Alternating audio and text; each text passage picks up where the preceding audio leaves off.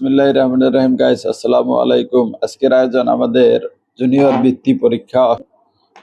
অষ্টম শ্রেণীর জুনিয়র বৃত্তি পরীক্ষার শিক্ষার্থীদের জন্য ইংরেজি সাজেশন। গতকালকে আমরা যে মানবন্টনটি আলোচনা করেছিলাম সেই আলোকেই আজকে আমি পার্ট এ রিডিং টেক্সটের যে 40 মার্ক, সেই 40 মার্কের কিছু অংশ আলোচনা করব।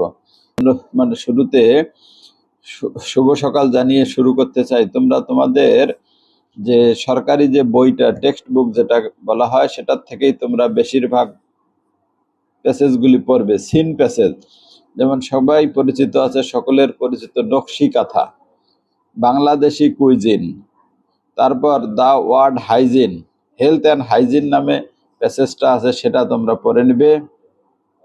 তারপর oxygen and the air pressure, তারপরে রিভার জিপসিস নামে আমাদের একটা পার্ট আছে, সেটা তোমরা পড়ে নিবে।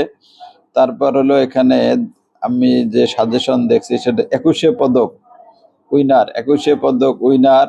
তারপরে communication is the best is at the, তারপরে ওয়ান্স আপন এ টাইম এ ডাবের যে গল্পটা আছে, এই কয়েকটা মোটামুটি তোমরা যদি এই কয়েকটা প্যাসেজ পড়ো, তাহলে আশা করি তোমাদের বার্ষিক পরীক্ষা এবং জুনিয়র স্কলারশিপ পরীক্ষায় সিন প্যাসেজটা কমন পড়বে। সিন প্যাসেজ থেকে তোমাদের উত্তর করতে হবে এখানে 1, 2, 3, 4।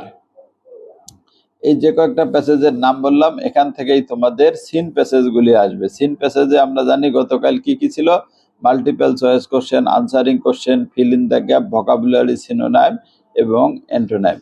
আগামীকালকে আমরা আবার আলোচনা করব আনসিন প্যাসেজ নিয়ে। আগামীকালকে তোমাদেরকে তথ্য দেব।